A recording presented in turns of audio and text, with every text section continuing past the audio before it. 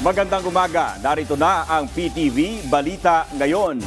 Nasunog po kagabi ang isang warehouse ng collectibles, furniture at tissue paper sa Bonifacio Street, Kanumay East sa lungsod ng Valenzuela.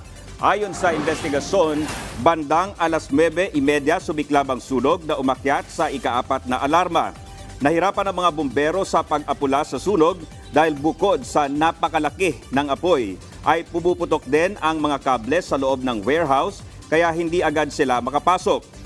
May mga sumabog ding tangke ng oxygen. Pahirapan din ang supply ng tubig dahil wala umanong fire hydrant sa loob ng compound ng warehouse.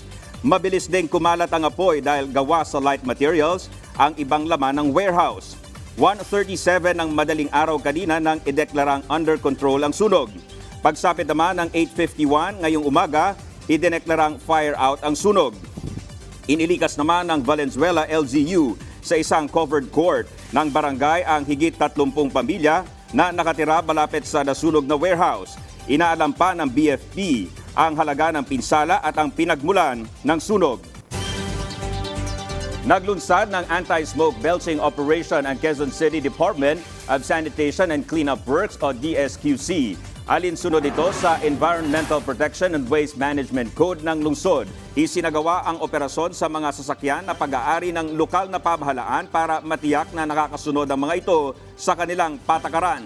Katuwang naman ang DSQC dito ang Traffic and Transport Management Department, Metropolitan Manila Development Authority o MMDA at ang Department of Environment and Natural Resources o DENR. At yan ang mga balita sa oras na ito. Para sa iba pang updates, i-like at i-follow kami sa aming mga social media account. Ako po si Dominic Albelor. Magandang umaga.